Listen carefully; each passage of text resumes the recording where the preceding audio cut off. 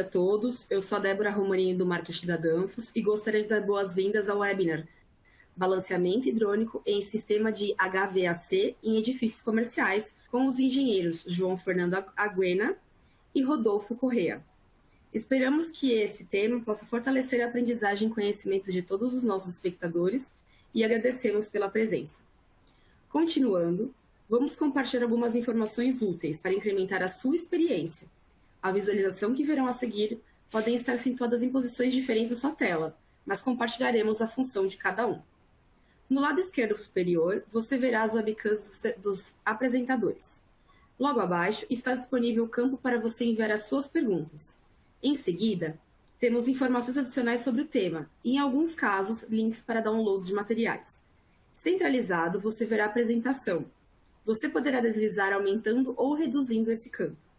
À direita estão disponíveis as informações dos nossos palestrantes.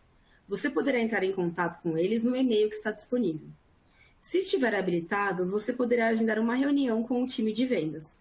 Na parte inferior da sua tela, você poderá personalizar a sua experiência. Também estão disponíveis os tópicos de reação, a pesquisa de satisfação e o certificado. Avisos gerais. Pedimos que ao finalizar o webinar respondam à nossa pesquisa de satisfação, que estará visível em sua tela. A sua opinião é muito importante para nós.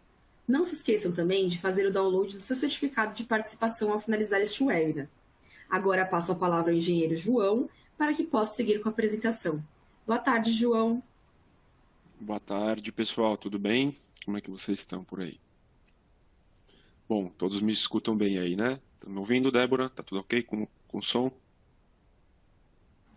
Tudo ok. Beleza, só para checar. Bom, a Débora já me apresentou, eu sou o João Aguena, eu sou engenheiro de vendas aqui na Danfoss, trabalho na área de Climate Solutions. A gente vai falar rapidamente aqui como que a gente é dividido no Brasil e no mundo, tá? Não vamos dedicar muito tempo a isso. O interessante é a gente empregar a maior parte do tempo no assunto aí, que é balanceamento hidrônico em edifícios comerciais. Mas é bom a gente situar todos vocês aí de como a gente está distribuído, como que a gente atende o mercado e mais ou menos o que que a gente faz. Tá bom? Bom, só para combinar com todo mundo que está vendo, talvez surjam algumas perguntas aí durante a apresentação, como que a gente vai fazer? Eu vou falar aqui, e tem um campo aqui no lado direito da tela de vocês, que é o QIA, Questions and Answers, de perguntas e respostas, né, dependendo de como tiver aí configurado. Vocês podem mandar as perguntas que vocês tiverem, tá? E no final a gente vai deixar mais ou menos uns 10 minutos, por volta disso, para poder responder as perguntas de vocês. Então, peço que à medida que forem surgindo as dúvidas, pode mandar ali na caixinha. No final, o Rodolfo, que é o meu colega aí, vai ler as perguntas e aí a gente faz um bate-papo. Tá bom? Bom, então é isso. Primeiro, eu também quero agradecer aí a Débora e ao Heitor, que são as pessoas do marketing da Danfoss, que tornam esses webinars possíveis. Eles organizam para nós aqui, deixam toda a estrutura para a gente poder passar essa informação aí para vocês, tá bom? Bom, quem se inscreveu vai receber aí a gravação no final do webinar. A apresentação a gente não envia, mas a gravação do que foi falado vai ser enviada aí para todo mundo que se inscreveu. Se não for isso, você me avisa, tá, Débora? Mas acredito que seja isso aí. Então tá bom, gente, vamos lá. Vamos falar um pouquinho aí de balanceamento. Antes, como eu combinei com vocês, vou falar um pouquinho da Danfoss, tá ok?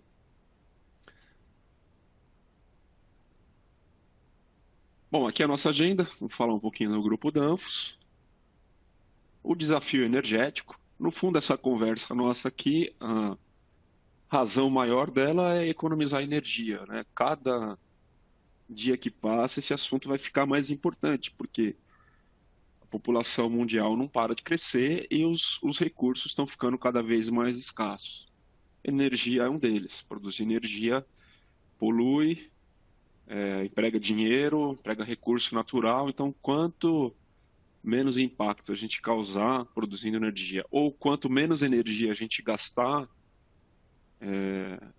melhor para todos nós, né? Melhor para nós como humanidade. Então, a razão disso tudo aqui, a Danfoss tem muito foco nisso, em economia de energia, né?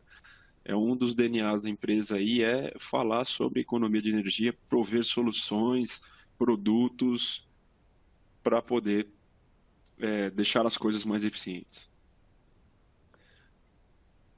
Bom, a Danfoss é uma empresa dinamarquesa, fundada em 1933 pelo Mads Clausen, é o fundador aí, tá certo?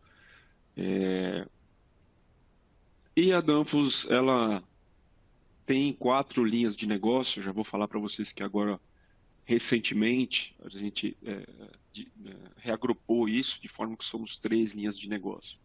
Mas aqui está o nascimento de cada divisão, tá? A divisão de cooling, que é muito conhecida aí pelas válvulas de expansão mecânicas, tem uma série de outros produtos, inclusive as válvulas de água gelada, que a gente vai falar aqui. Heating, tá certo? Que é a parte de aquecimento, não é tão difundida aqui no Brasil, né? Porque estamos num país tropical, então a gente não costuma ter tantos sistemas de aquecimento, tá certo? Temos a Power Solutions, que fabrica peças para máquinas agrícolas, basicamente, e a divisão de drives, que fabrica os inversores de frequência. Bom, como eu falei para vocês, recentemente houve uma fusão das divisões de Heating e Cooling, e que deu origem à divisão Danfoss Climate Solutions, que é onde eu e o Rodolfo, o meu colega, estamos alocados, tá certo? Com isso a gente criou mais sinergia e atende o mercado de uma forma melhor, né, com essa união dessas 2 divisões aí.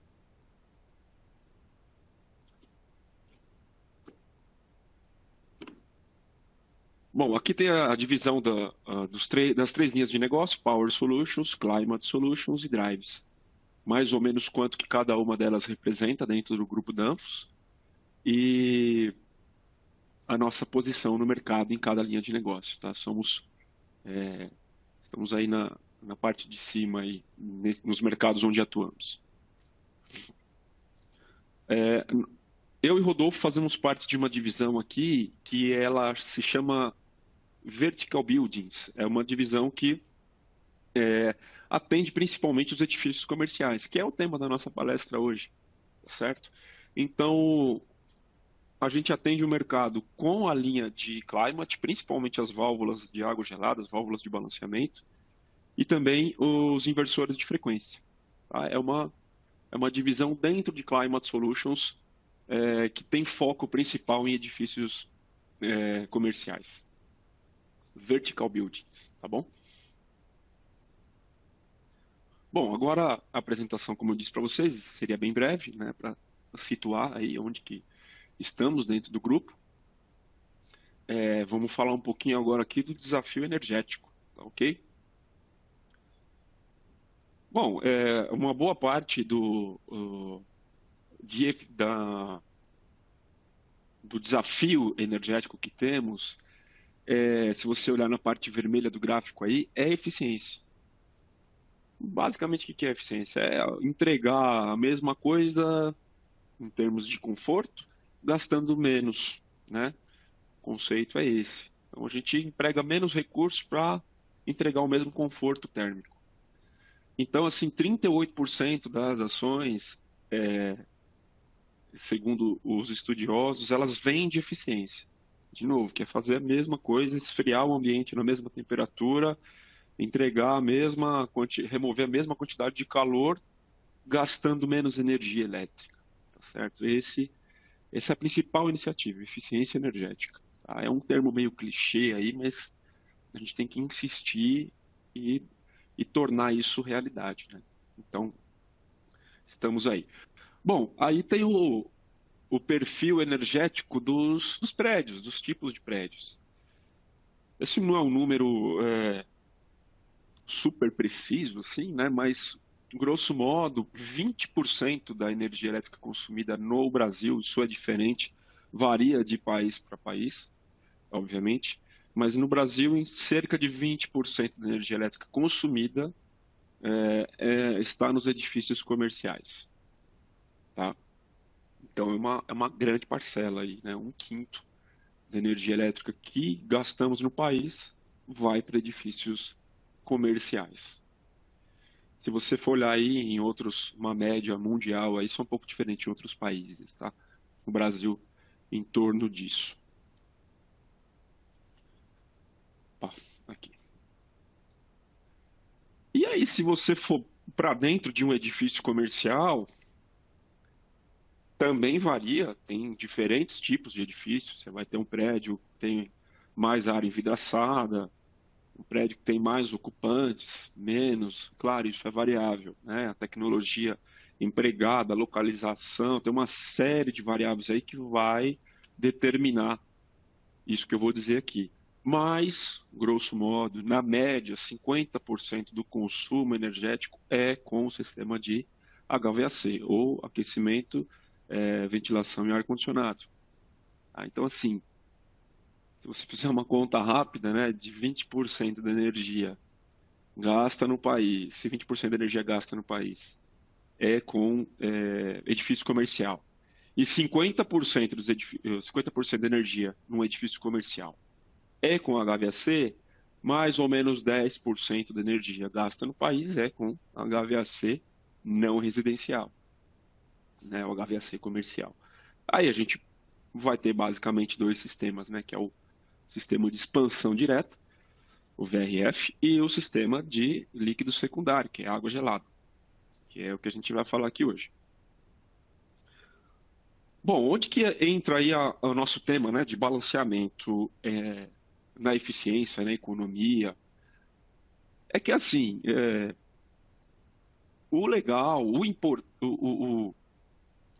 o que economiza energia num prédio é você fazer ele variar de acordo com a carga, né? São as cargas parciais.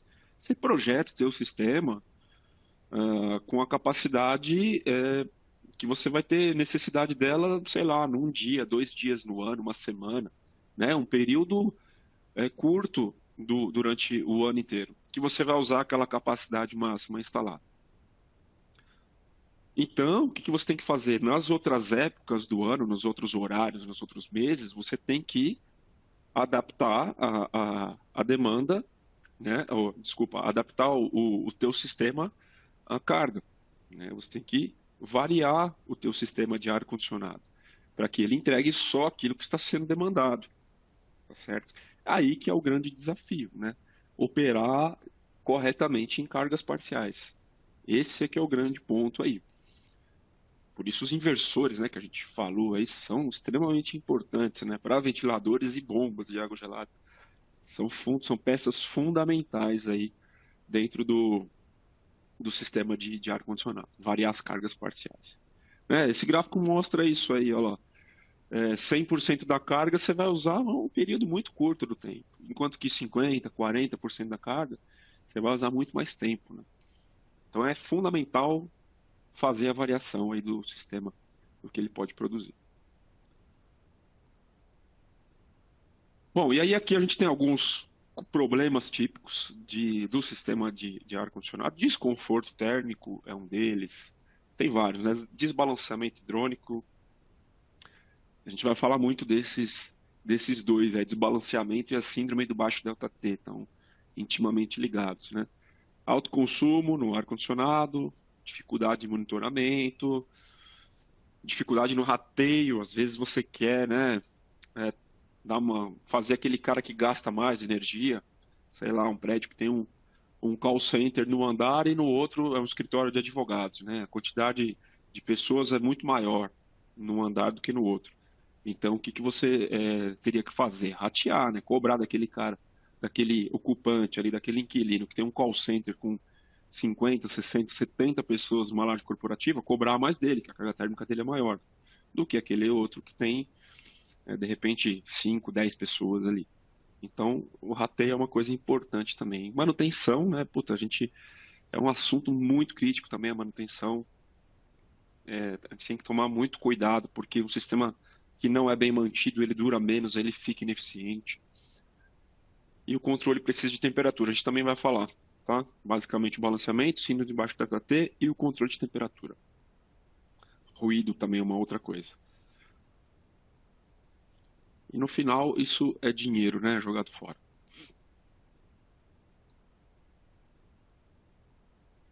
Bom, aí é que a gente volta a falar da eficiência energética, né? Que é de novo, é o tema macro aqui da nossa apresentação. Precisamos ser eficientes para poder ser sustentáveis, né? Cada dia que passa tem mais gente no mundo. Estão quase aí, estão beirando os 8 bilhões de humanos no planeta Terra. Se a gente não for eficiente, a conta não vai fechar uma hora. É importantíssimo ser eficiente. Então, de novo, a raiz aqui de tudo que a gente está falando é eficiência energética. E lógico, tem que ter conforto, né? Você desligar o sistema de ar-condicionado, você vai economizar, só que aí você não vai ter conforto. Então, o desafio é manter o conforto gastando menos energia, eficiência.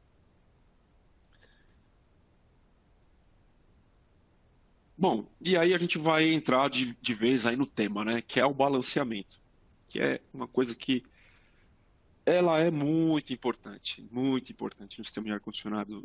Não dá para falar num sistema eficiente e você não falar do balanceamento hidrônico, né? Por quê? Assim, água, se você for para um sistema de consumo, por exemplo, água fria, água para lavar a mão, para tomar banho e tal, você não precisa de um balanceamento, né? Um sistema tradicional de água fria. Se a torneira estiver muito fraca, muito forte, enfim, tendo água é o que importa. Não necessariamente na medida exata, assim, né? Pô, a sua torneira ali onde você lava a sua mão, se tiver a água com uma vazão um pouco menor, você deixa a torneira ligada um pouquinho mais de tempo. Se estiver muito forte, você fecha um pouquinho, enfim. Não é um tema importante, digamos assim, em consumo de água fria. Mas aqui no ar-condicionado é fundamental, porque assim, água demais não interessa e água de menos também não interessa, né? Você tem que ter a quantidade certa de água, nem mais nem menos. Aquele ditado lá que é melhor sobrar do que faltar não se aplica aqui. Muito pelo contrário, se sobrar água, o que que você está fazendo, né? Fazendo as suas bombas de água trabalharem mais do que deveriam, com vazão superior. E aí que começa a bola de neve dos problemas, né? Vazão, uma bomba centrífuga, né? Só uma observação aqui, no regime de escoamento turbulento, que é não é 100% do tempo que vai estar turbulento. A maior parte do tempo o regime de escoamento vai ser turbulento numa instalação de ar-condicionado. A relação entre vazão e energia elétrica, ela não é linear. Ou seja, se você tem 1 de vazão, você não vai ter 1 de gasto de energia, né? Então, assim, eu tenho 1 de vazão, 1 de gasto de energia. Se eu tenho 2 de vazão, a energia elétrica ela não acompanha de forma linear, ela acompanha de forma cúbica. Isso quer dizer que se você dobrar a sua vazão, ou seja, você tem X, pulou para 2x, a tua energia não vai ser 2x. Não é nem ao quadrado, que seria 4x, é 8x. Então, assim, se eu dobro a minha vazão, multipliquei por 2 a vazão. O consumo de energia elétrica eu multiplico por 8. Olha só, como é crítico sobrar água, né? Não pode sobrar, tem que ter a quantidade certa, porque a tua bomba, já que o tema é eficiência, a tua bomba vai estar gastando energia vezes 8. Claro, de novo, tá? Isso vale para o escoamento turbulento. Para escoamento laminar, essa regra não vale. Para o escoamento turbulento, a energia é vezes 8. Então, olha só que vilão que a bomba centrífuga pode se tornar. Num sistema que tem água demais, não balanceado, tá? E digo para vocês que a maior parte dos sistemas sobra água, tem sobrevasão e não o contrário, ok?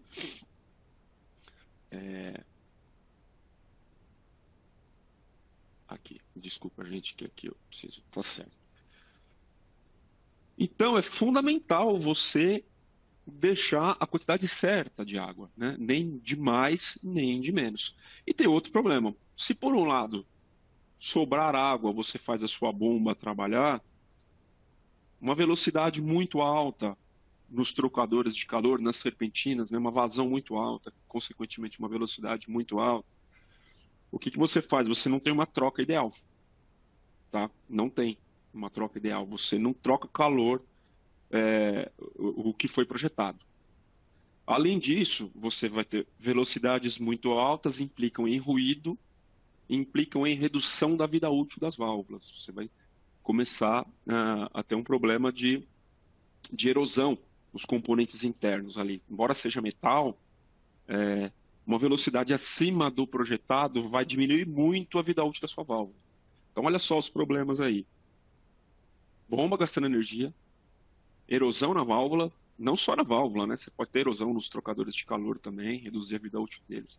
O problema da velocidade excessiva vale para todos os componentes, tá? Ruído e uma troca ruim, né? Ou seja, você tá gastando, olha só que coisa curiosa. Você está gastando mais energia na bomba, muito mais, né? Vezes 18. Então você produziu frio, bombeou, gastou mais do que deveria, e o trocador não conseguiu pegar aquele calor que está na água e transmitir para o ar, porque a velocidade é muito alta, né? Então, olha a importância do balanceamento. Um correto balanceamento, ele evita o consumo na bomba e evita o desperdício, porque ele faz a troca ficar mais precisa, melhor, né? Você consegue trocar, pegar todo aquele, remover todo o calor do ar e transmitir para a água na vazão adequada. Então, é importantíssimo você ter a vazão correta. E, por outro lado, se você tiver uma vazão muito baixa, você também não troca calor. Olha, é aquilo que eu estava falando para vocês, né? Sobrar, não troca calor direito. Se sobrar água, a água é muito rápida.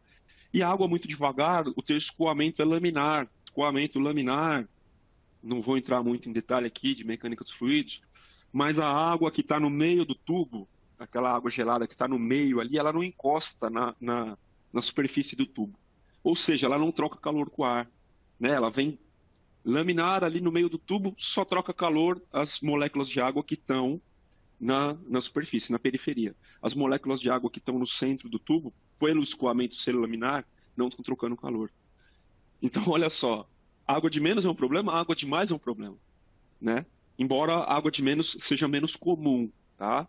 Mais comum, sobrevasão. Também acontece subvasão, mas o problema maior é com sobrevasão. Tá certo? Então, assim, é fundamental você ter a vazão correta, né? Nem mais nem menos. Esse ditado você apaga, aqui não vale. É melhor sobrar do que faltar. Para sistema de líquido secundário, não funciona, tá? Bom, então, assim, por que acontece, né, o desbalanceamento? Tudo que eu estou falando aqui vale para sistemas com fluxo variável. Lembra que eu falei lá no começo? Variação de carga parcial, né? Variação de carga, aliás, desculpa. Operar em cargas parciais. Como que se opera em carga parcial hoje eu não vou falar 100% dos prédios, mas praticamente 100, se não for 100, tá? É variar a vazão de água que você manda para o circuito secundário, né? Você varia a vazão de água, mantém o ΔT fixo. Eu já vou falar um pouquinho do ΔT, tá? Eu ainda não cheguei ainda lá. É outro problema crítico, a gente falou mais das bombas, né? Então, você mantém um ΔT fixo no seu projeto e você varia a vazão, né? Se a tua carga do teu prédio é baixinha, você mantém aquele mesmo ΔT, 5 graus, 7 graus, depende do projeto, e você varia a vazão de fluido secundário. Perfeito? Acontece que variando vazão, né, fazendo lá a tua bomba trabalhar em diferentes pontos, fatalmente você vai ter variação de pressão. Tá? Não tem jeito, vai haver variação de pressão no sistema de tubulações, né?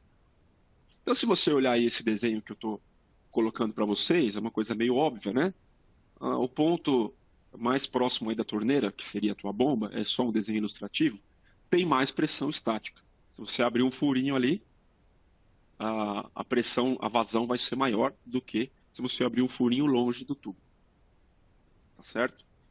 Então, é um fluxo desbalanceado naturalmente, né? Mesmo se você não variar, olha só, aqui eu não estou nem falando de variar ainda. Se você pegar a coluna do teu prédio ali, você já vai ter uma variação de pressão por conta simplesmente da coluna de água, né? Então, se você tampa aquele ponto ali, você tem uma interferência hidráulica, fechou a válvula, por exemplo, né?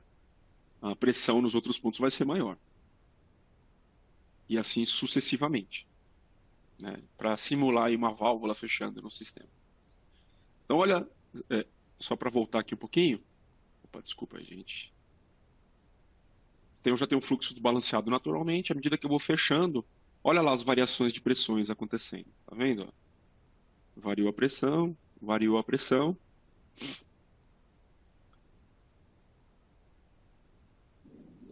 Então, faz-se fundamental eu colocar um sistema de balanceamento. Primeiro é o estático, tá? Não é o ideal isso daqui, longe do ideal. Balanceamento estático, o que ele faz? Os trocadores que estão mais próximos da bomba, o que eu vou fazer? Eu vou colocar uma restrição maior para compensar a perda de carga, né? Então, essa primeira válvula de balanceamento estático aqui, eu coloco ela bem restrita, porque está próximo, né, da torneira aí. E à medida que eu vou me afastando, eu vou deixando menos restrita. Se o sistema fosse estático, né, a vazão não variasse, que não é o nosso caso, e se nenhuma válvula dessa nunca fechasse, esse sistema, eu posso dizer até que ele funcionaria bem. Ele funciona bem. Sistemas de vazão constante, que a gente não tem. Lembra lá da primeira coisa que eu falei, preciso variar a carga. Como que eu vario a carga? Mudando a vazão. Então, não é para o nosso sistema isso aqui, tá? Se fosse vazão constante, e se eu nunca tivesse um fechamento de uma válvula dessas, funcionaria bem. Né? Olha lá, tudo bonitinho aí, né? Perfeito, tudo igualzinho, né? Nem água de mais, nem de menos. Acontece que aqui, o que acontece? Eu tenho as variações, né? Eu posso fechar. Posso, por exemplo, ter um andar que fechou mais cedo, né? O que vai acontecer se eu fechar aquela primeira válvula lá? Vai ter uma elevação de pressão na linha. Consequentemente, uma elevação de vazão. Porque essas válvulas, elas são estáticas. Elas não vão compensar a variação de pressão que existiu. Tá bom? Então, primeiro problema aí, fechar uma válvula dessas. Acabou já, meu sistema de balanceamento já ferrou tudo. Não funciona. Tá? Olha lá. Então, o que eu quero dizer é o seguinte, o balanceamento manual e estático, guarda as palavras, né? Balanceamento estático para um sistema de vazão dinâmica, não combina, não funciona, não tem balanceamento. Você vai ter, fatalmente, em alguns lugares, água de mais e água de menos. Você vai ter água de mais, você não vai ter troca, você vai ter velocidade muito alta, você vai ter bomba trabalhando demais. Se você tiver água de menos, você vai ter baixa troca também. Enfim, né? Não funciona. Bom, eu vou aproveitar e falar um pouquinho do ΔT agora, que eu não falei ainda. O que significa troca ruim, né? Que tem nos dois extremos. Água de mais tem troca ruim, água de menos tem troca ruim. Os sistemas são projetados para trabalhar com ΔT na faixa de 5 a 7 graus. Boa parte dos sistemas aí. Pode variar um pouquinho para cima, um pouquinho para baixo, mas é mais ou menos isso. É muito comum, se você não tem a troca, vou dar um exemplo numérico aqui. A tua água entrou no trocador a 7. Passou muito rápido pelo trocador, sobre a vazão. Passou muito rápido. Em vez de sair a 12, conforme o projetado, ela vai sair, vamos dar um exemplo aqui, a 9. Trocou 2 graus de temperatura. Poxa, então eu projetei para 5 e trocou 2. O que significa isso? Quando os projetistas de ar-condicionado, eles projetam lá, escolhem os chillers e tudo, o ΔT é uma informação importante. Né? Alguém aqui depois pode até me corrigir se eu estiver errado, mas o projeto é baseado numa vazão de água e num ΔT. Se o teu ΔT projetado é 5 e o que você está conseguindo é 2, vamos colocar 2,5 para facilitar a conta, tá bom? Então entrou a 7 e saiu a 9,5. Significa que você está tendo uma troca metade, que é metade daquilo que foi projetado. Então, se o teu sistema tem 1.000 TRs instalados, olha só, hein? Se eu comprei um chiller de 1.000 TRs, 1.000 toneladas de refrigeração, e meu ΔT é 2,5, significa duas coisas. Primeiro que a minha bomba está trabalhando à toa, né? Ela está mandando uma água que era para trocar 5 graus de temperatura, está trocando metade. Estou bombeando água demais. Isso significa que você comprou um chiller de 1.000, mas você está extraindo dele só 500. Olha só, né? Significa que no dia mais quente do ano, pode ser que você não atenda a tua carga térmica. Por quê? Seu ΔT está ruim. Por que seu ΔT está ruim? Porque o teu balanceamento hidrônico não está bem feito, né? E vou falar para vocês, eu já visitei bastante projeto. É a coisa mais comum que tem, é baixo ΔT.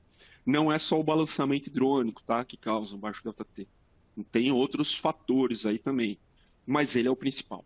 É o principal. O balanceamento errado, de longe, é o maior vilão aí no ΔT baixo. Tá, ok? Ah, e só uma coisa. Uma coisa realimenta a outra, né? Eu vou tentar explicar aqui. Se o ΔT é baixo, o que o sistema de automação vai fazer? Ele não está trocando calor direito. O que ele vai fazer? Ele vai abrir mais a válvula, né? ΔT baixo, 2,5. Pô, 2,5 eu não estou trocando com a vazão X ali.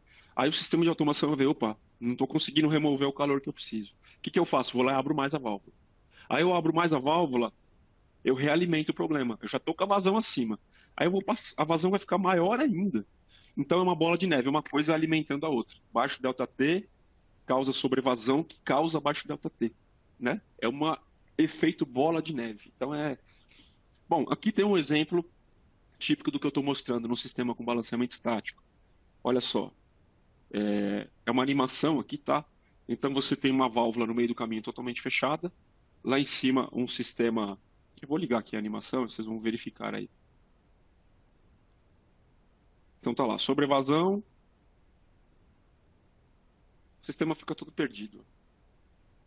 Porque as válvulas são estáticas. À medida que você vai variando pressão, você tem variação de vazão, né? Bom, qual que é o conceito nosso aqui?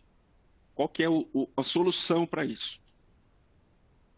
Como eu disse para vocês, os problemas de balanceamento ruim, eles surgem da variação de pressão. Quando a tua bomba tem um inversor lá que tem que ficar variando, né? E não é só a bomba, tá? Bomba variando e diferentes posições hidráulicas dos trocadores no prédio significa variação de vazão, né? Olha só, bomba variando e uma válvula que está lá no térreo, outra no 15º andar, vai ter variação de vazão. Isso é ruim, variação de pressão. Se a pressão fica variando, a vazão é uma consequência da pressão. Então, a gente pode entender que variação de pressão não vai bem no sistema hidrônico, né? Não é legal. O interessante é eu ter uma pressão constante. Só que não tem como eu variar a bomba e ter pressão ideal em todos os pontos do meu prédio. Eu vou variar minha bomba e eu vou medir lá a pressão em um ponto. Vou colocar o sensor de pressão num lugar e medir. E variar minha bomba. Só que eu tenho, sei lá, 40 fan coils. A pressão precisa ser estável em todos eles. Não dá para eu teria que ter uma bomba para cada fan coil, né? Inviável, impossível. Uma bomba pequenininha para cada fan coil, um variador para cada fan coil, uma tubulação para cada um, não, impossível fazer isso. Então, o que eu faço? A gente coloca uma válvula que é dinâmica, que ela tem um regulador de pressão dentro dela. Então, de um lado da linha lá de água gelada, vai ter variação de pressão. Essa válvula vai compensar isso. As variações de pressão, ela tem um diafragma, um sistema totalmente mecânico, que vai compensar, né? Se tiver pressão demais, ela vai se mexer para que a pressão fique constante. Se tiver pressão de menos, ela vai se mexer para que a pressão fique constante. Então, esse é o princípio fundamental, né? A ideia ela é simples, a execução nem tanto. A ideia é baseada nisso. Eu tenho uma válvula reguladora de pressão diferencial dentro da válvula de controle. É uma coisa conjugada, né?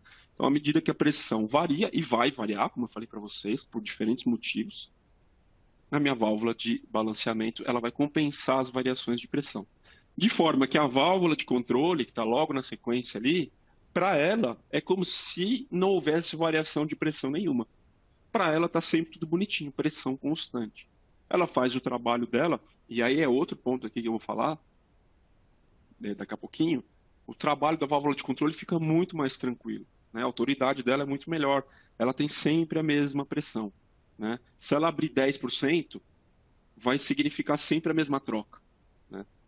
Se for um sistema estático, pô, se a pressão for muito alta, a válvula de controle abre 10%, é uma puta vazão. Se a pressão for muito baixa no sistema estático, os mesmos 10% representam menos. Então, num dia a válvula de controle abre 10%, acontece uma coisa. No outro dia ela abre os mesmos 10%, acontece outra. É ruim o controle também, tá? Mas então, por que que ela funciona, né? Se a pressão estiver muito alta, esse regulador vai fechar, não vai deixar passar mais água do que deve. E se a pressão estiver muito baixa, esse regulador vai abrir e vai deixar passar a água que precisa, né?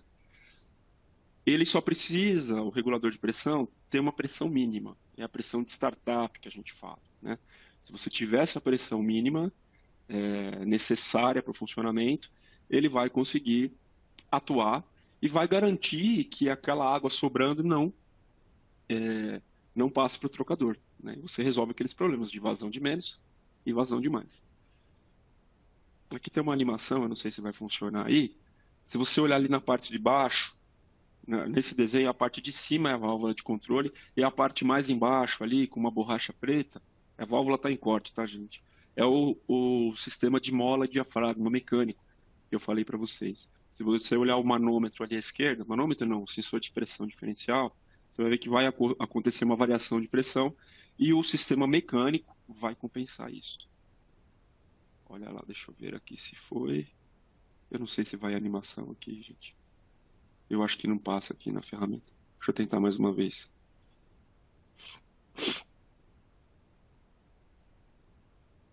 Não vai mesmo. Mas eu vou ligar aqui o meu ponteiro aqui. Aqui, ó. Esse cara aqui que é o regulador de pressão diferencial. E aqui em cima é a válvula de controle que está com o atuador aqui. Esse cara aqui fica mexendo. Você não faz nada, ele é mecânico. Tá vendo aqui a tomadinha de pressão, o canalzinho aqui, ó.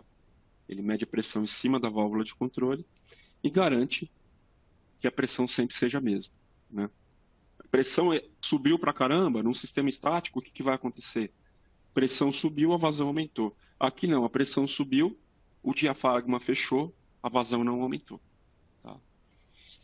Então, assim, é um componente importantíssimo. Se você resolve o balanceamento, você ajuda muito no ΔT, ou seja, aquela tua SEG de 1000 TR que você comprou, ela vai ter os 1000 TR que você comprou, porque não está desbalanceado, né? Não tem baixo ΔT. E a tua bomba, que gasta vezes 8, né? Se a vazão duplica, ela multiplica por 8 o consumo de energia, vai trabalhar com uma vazão menor, vai gastar muito menos energia. Então, assim, é peça fundamental, certo? Bom, deixa eu ir aqui porque a gente já está com... Senão não vai dar tempo das perguntas, né? Então, aqui é o que acontece com o sistema de balanceamento dinâmico.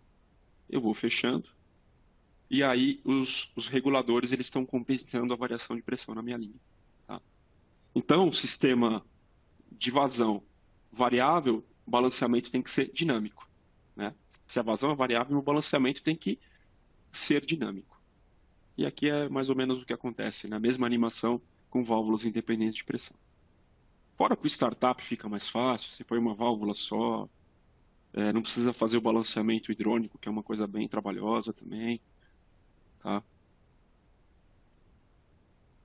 Bom, aqui não é tanto nenhum conceito, é um produto, né? Esse atuador aqui é um atuador inteligente, ele resolve aquelas questões de rateio que eu falei para vocês. Você pode implementar um atuador que vê a vazão e a diferença de ΔT numa serpentina. Você pode fazer rateio, né? O papel de um BTU meter, por exemplo, ligar no sistema de automação. E ele também evita uma coisa que é interessante, que é atuar numa zona do trocador. Eu não estou com um gráfico aqui. Depois, quem quiser pode me pedir que eu mando aí. Tem um gráfico interessante.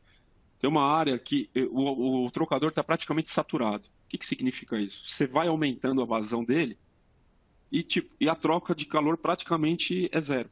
Você não aumenta quase nada de troca de calor. Você aumenta, passa muito mais água pelo trocador e a troca de calor é praticamente não acrescenta nada. Então, o atuador identifica essa região é uma zona de desperdício, né? Ele identifica aquela região e evita, né? Então, às vezes, você está com um projeto de 100, o atuador fala, puta, para que chegar em 100, né? Vamos trabalhar em 85 aqui, que é quase a mesma coisa do que 100 de vazão, e eu economizo mais ainda. Então, é um atuador inteligente. Tem aqui, ó, as funções de controle por ΔT. É um recurso mais avançado, é bem bacana isso, tá? Economiza mais, assim, ele junto com a válvula independente de pressão, é perfeito para economizar energia, para ser eficiente. Além disso, como eu falei para vocês, né, você consegue ver o comportamento da sua serpentina, fazer rateio, além do controle por ΔT. Bom, aqui tem um outro produto interessante, que é um kit montado já de válvula independente de pressão. Isso é muito interessante para instalações hospitalares, instalações onde você tem um forro muito apertado, e é uma instalação que fica mais limpa, né? Aqui é um kit, né, é um cavalete pronto, para baixas vazões ainda, está acrescentando kits de maior vazão, então já é pré-montado, é bastante interessante esse produto. A foto da esquerda é ele sem isolamento, e a foto da direita é ele com isolamento térmico. Um produto bem bacana aí que a gente tem investido. Isso é muito legal, aí a instalação fica bastante rápida. E aí aqui na sequência, como eu falei para vocês, ó, tem vazões, por enquanto, para vazões baixas. E aqui é um exemplo dele instalado sem o isolamento, né? É muito bacana esse produto também. Com uma válvula independente de pressão, obviamente, né, gente? Bom, agora é isso, gente. Assim, eu peço desculpa aí se foi um pouco corrido. Tentei aqui transmitir aí mais ou menos a ideia, né, da eficiência, que acho que é muito importante guardar. Água demais não serve e água de menos também não serve. Baixo ΔT, sua instalação não atinge a capacidade comprada, né? E você tem gasto de energia em bomba. São os dois principais problemas do balanceamento. Baixo ΔT e a capacidade instalada não atinge aquilo que foi comprado. Bom, vou abrir para perguntas agora. O Rodolfo vai me ajudar aí, vai ler as perguntas. E aí eu vou tentar, não sei se vai dar tempo, mas eu vou tentar responder o maior número de perguntas possível. Se faltar alguma coisa, vocês têm os meus contatos aí, podem me chamar, a gente conversa. Eu vou tentar responder todos vocês. Vamos lá, Rodolfo. Pessoal, boa tarde. Parabéns, João, aí pela apresentação. Obrigado. Muito boa. Tiveram algumas reclamações aqui de que a apresentação travou em algum momento. Espero que aí, no decorrer eles conseguiram ver, né? Mas a gente, de qualquer maneira, vai compartilhar essa apresentação com os participantes aí. E as animações vão funcionar. Teve uma pergunta aqui somente do Cícero Bezerra, foi mais ou menos no meio da apresentação. Eu acho que é uma pergunta pertinente aí. E legal. Eu vou fazer para você responde. Eu acho que você falou um pouquinho, mas vale recapitular. Legal. O que influencia o ΔP no balanceamento? Essa é a pergunta. Obrigado, Cícero. Bom, Cícero, não sei se eu entendi muito bem, mas vamos lá. Se eu não responder, você avisa de novo aí, tá? No que influencia o ΔP? O ΔP está intimamente ligado ao balanceamento, né? Porque você só faz ele, o balanceamento só existe por conta das diferenças de pressão ao longo da tua tubulação. É aquilo, você vai pegar um prédio bastante verticalizado, com muitos andares.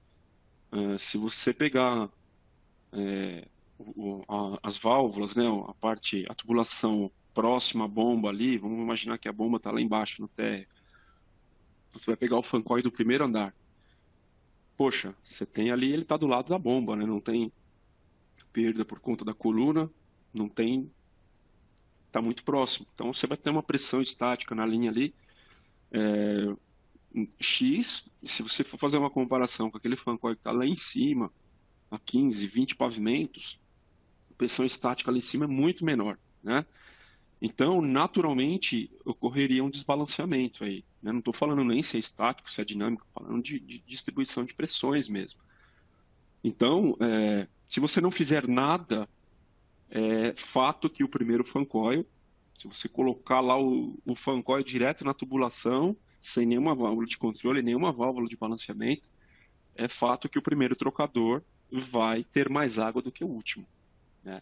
Então, assim, é fundamental o ΔP totalmente ligado ao balanceamento, né? O que você faz? Coloca, ou estático, né, que a gente viu aqui que não é o ideal para sistemas variáveis.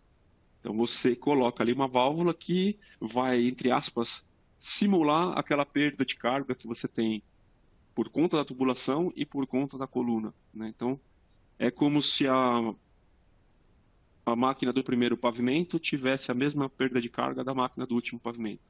Você faz isso com uma válvula de balanceamento, no caso é estático, ou você coloca uma válvula de balanceamento dinâmico, que ela vai ver esse ΔP diferente, e antes dela, né, tem um ΔP diferente, lá em cima é um ΔP baixinho, lá embaixo um ΔP alto, e ela compensa isso. Tá? Então, eu não sei se eu respondi, mas o balanceamento ele existe por conta das diferenças de pressões. Cara, se não tivesse diferença de pressão, a gente não precisava falar de balanceamento, né? Mas o fato é que a diferença de pressão é inerente aí a uma instalação hidrônica. Não sei se eu respondi, mas acho que é isso. Se não respondi, pode mandar de novo ou manda e-mail, a gente conversa. Legal, João. Obrigado. Tem mais uma aqui. Mais algumas. Como seleciona uma válvula de balanceamento tipo a BQM e a MSV? Aí ele faz referência à estática também. Legal, boa pergunta, hein? Boa pergunta. Bom, aí isso é uma diferença também, né, na parte do pessoal de orçamentos, a parte de engenharia. Eu vou começar pela mais fácil, que é a BQM.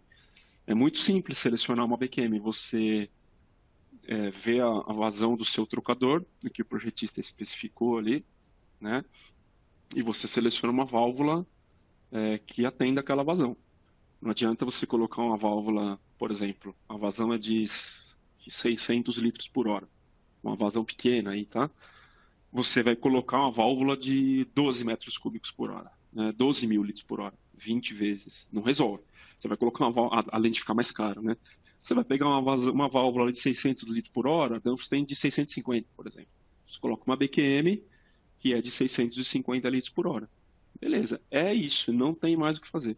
Vai selecionar essa, para selecionamento você perguntou, né? Então a seleção é essa. Já na válvula estática, poxa, você tem que fazer algumas contas, né? Você tem que selecionar junto a válvula de controle e a válvula de balanceamento. Então você tem que fazer simulações. Você seleciona a válvula de controle baseada em autoridade. Então você precisa saber a vazão do seu trocador e mais ou menos a perda de carga que vai ter no seu trocador.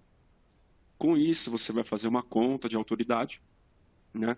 A válvula de controle, eu nem falei muito disso aqui, não entrei, porque senão não daria tempo. Mas eu vou tentar passar de maneira rápida. Você tem que fazer uma conta, ver se aquela válvula de controle vai ter uma autoridade satisfatória. E aí você coloca uma válvula, não é regra isso que eu vou falar, tá? Mas assim, geralmente é assim que se faz. Você coloca uma válvula de balanceamento que vai conseguir atender, que vai conseguir colocar ali, atender as condições de pressão. Mais ou menos a mesma bitola da válvula de controle, tá? Grosso modo. Então você seleciona a válvula de controle e a válvula de balanceamento, mais ou menos a mesma bitola. Tem umas, eu não vou me alongar muito aqui, se você quiser eu posso até esclarecer isso depois, mas é um processo mais difícil. Você tem que fazer conta para selecionar a válvula estática. Tem que fazer umas continhas de autoridade e fazer junto com a válvula de controle. Dá um pouquinho mais de trabalho, tá? Me chama, depois a gente fala mais se você quiser. É mais trabalhoso. Legal, ótimo, João. Tem mais uma pergunta aqui. Essas válvulas da Danfoss têm sensor de vazão? Acho que ela está se referindo à questão de tarifação, João, provavelmente. Tá. As válvulas independentes de pressão não têm sensor de vazão, elas são válvulas mecânicas, tá? não depende nada de eletrônica. Isso é muito importante porque o processo mecânico ele é instantâneo, né? Você variou a pressão, você não tem que ler a vazão por um medidor, passar por um processador eletrônico. Gente, eu só vou acender a luz aqui que é um pouco escuro. Desculpa. É um processo, esse processo de balanceamento, ele é feito de forma mecânica, né? Isso é bom porque é mecânico. A pressão na entrada da válvula variou, na hora você vai ter a reação do sistema mola-diafragma. Se tivesse que fazer isso com um sensor de vazão, eu ia ter que ler a vazão, passar por um processador, fazer uma conta, devolver um sinal para um atuador elétrico fazer uma movimentação de uma válvula, né? Então, olha só, isso... Você fala, mas o processador é rápido. É rápido, mas não é tão rápido quanto o sistema mecânico, que não depende de nada disso. É instantâneo, na hora. Não tem processamento, não tem sinal elétrico, é instantâneo, tá? E outra coisa que é importante de falar aqui também, eu tenho um conjunto que tem 2 válvulas lá dentro. Pode parecer uma só, mas são 2. Tem uma válvula que se dedica exclusivamente ao controle de pressão. Então, ela só cuida de pressão. É uma válvula focada. Ela só cuida de pressão diferencial. Ela fica lá mecanicamente deixando constante. Aquele negócio mexe o tempo todo, tá? E você tem outra válvula focada em controle. São 2 válvulas, cada uma para um fim. Então, assim, o resultado é muito, muito preciso, né? Uma válvula cuidando de pressão e a outra válvula cuidando de controle. Não é uma válvula esfera cuidando das 2 coisas. Uma válvula esfera cuidando de manter a vazão ali, né? E fazendo o controle. Imagina só uma válvula só fazendo os 2, né? As 2 coisas. Controlar a pressão, né? Ou seja, limitar a vazão e fazer o controle do trocador. 2 tarefas ao mesmo tempo. Medindo vazão ainda. Não, aqui são válvulas mecânicas. E para tarifação, aquele Novocon que a gente falou, é uma solução mais enxuta, né? Não tem um sensor de vazão, muita eletrônica. Já que a vazão é constante, como a gente falou aqui, se eu souber a posição da válvula de controle e assumindo que a vazão é constante, sabendo a posição da válvula de controle, eu sei a vazão. Não preciso necessariamente medir a vazão. Fica mais barato, né? Porque eu sabendo a posição da válvula de controle, eu consigo saber a vazão. Então é assim que funciona o Novocon. Tá? Não existe ali um sensor de vazão. A gente tem também, se você quiser uma solução mais precisa, a gente pode colocar um sensor de vazão para tarifação. Tá? Isso é possível também. O Novocon é uma solução mais enxuta, né? Menor, mais barato e que entrega uma precisão boa também, né? Então, assim, medição de vazão pode ser necessário para, de repente, uma tarifação mais precisa. Para a função de balanceamento, não é necessário, tá? São coisas diferentes. Para tarifação, até cabível colocar um sensor de vazão, aí depende se você quiser um negócio mais preciso.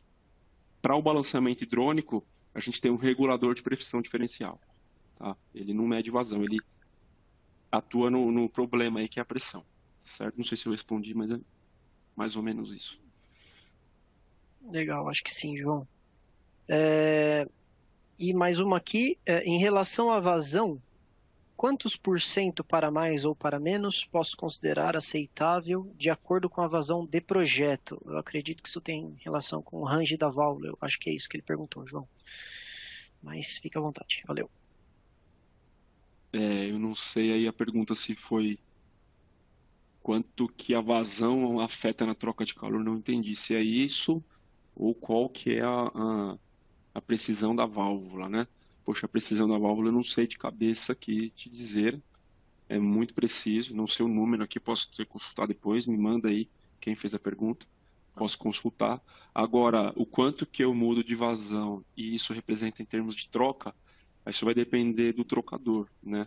Mas tenha aquilo em mente, tem uma região que o trocador ele fica saturado, ele se aumenta a vazão e não adianta nada, ele fica patinando, não aumenta a troca. E com relação à precisão da válvula da Danfoss, é muito preciso, mas eu não sei te falar o número agora de cabeça. Posso acho que para colaborar um pouquinho aí, João, não sei se é isso que ele perguntou, né? Mas dentro do range da válvula, abaixo de 20%, a válvula já não exerce o controle, então teria que estar acima de 20% a vazão dentro do range da válvula, e ela pode extrapolar 10% da vazão nominal dela, né? Ainda, ou seja, até 110% do range da válvula você consegue utilizar aquele mesmo frame de válvula, podemos dizer assim. Ah, legal. Não tem mais bom que o Rodolfo perguntas, falou João. isso. Tá? Não tem?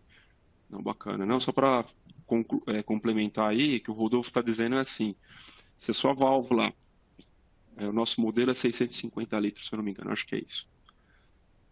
Vamos colocar um exemplo de 1000 aqui, vai, para facilitar a conta. Vamos supor que a válvula é um range de 1000. O que o Rodolfo quis dizer é o seguinte, você não pode pegar uma válvula que vai até 1000 e colocar num trocador que é abaixo de 200.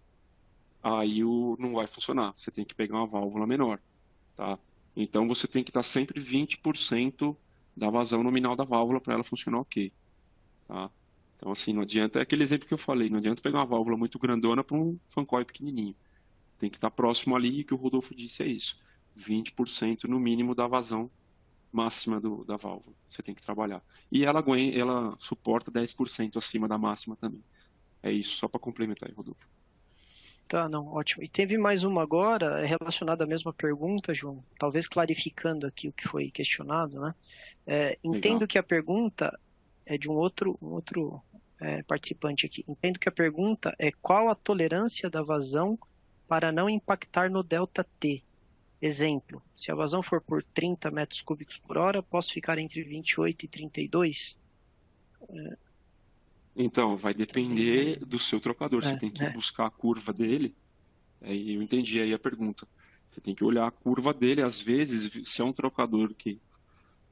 E tem muitas características, né? Números de fileira, número de tubos. O trocador de calor é uma ciência à parte, né? É um negócio muito bacana. E tem muito estudo físico no projeto de trocadores de calor. Então, vamos supor que a vazão nominal do seu trocador é 100. Foi projetado para 100 lá, que é a vazão máxima dele, enfim. 28 a 32, você está lá no comecinho dele, né? Você está ali 28, 30. Agora, se a vazão dele máxima é 28, por exemplo, cara, se você passar a 32, com certeza você está gastando energia à toa, né? E, de repente, 28 é a vazão nominal. Às vezes, vale a pena você trabalhar um pouquinho menos do que 28, sei lá, os 26, esse atuador faz isso, para você não ficar naquela zona de desperdício, né? Porque é aquilo, você até troca mais calor subindo a vazão de 26 para 28. Vamos pegar o seu exemplo numérico aí. Só que às vezes subir a vazão de 26 para 28, que dá quase 10% aí, né? Você vai trocar nada mais de calor, você entende? Então, isso que você falou é relativo, depende, né? Tem que olhar caso a caso aí. O fato é que chega uma região em que o trocador satura e não é interessante trabalhar nessa região. Às vezes vale a pena você reduzir um pouquinho até a vazão de projeto para você economizar um pouco mais de energia. Não deixe chegar no talo, né? É aquilo, meu carro ele corre até 120, mas às vezes vale a pena você limitar em 100 para economizar a gasolina, né? Pô, 20 km a mais por hora só, vou chegar 10 minutos mais cedo. Não vale a pena você tirar um pouquinho o pé, né? Andar em 100, você economiza combustível, chega quase no mesmo horário. É um pouquinho mais tarde? É um pouquinho mais tarde, mas às vezes não vale a pena. A economia de combustível compensa o que você vai economizar de tempo, né? Mais ou menos essa analogia aí. Tem que olhar caso a caso e varia muito isso que você falou. Não dá para especificar um número aqui. Só para contribuir um pouquinho também, eu cheguei a ver um artigo uma vez que mencionava que geralmente a tolerância aí de um trocador fica em 14%, geralmente, tá? Então ele tem a limitação mecânica que poderia, nesse exemplo que eu dei, até 14% fazer uma boa troca de calor, acima disso não. Tá? Só pra eu não consigo projetar na Débora nada aqui, né? Não.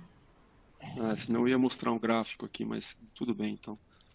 Mas, paciência. Na próxima João, a gente deixa o gráfico aí. Acabaram as perguntas, tá, pessoal? Se alguém tiver alguma coisa mais aí, fica à vontade. Tem os dados aí, né? Se alguém precisar. A gente fica à disposição, né, para esclarecer. Aí essas perguntas do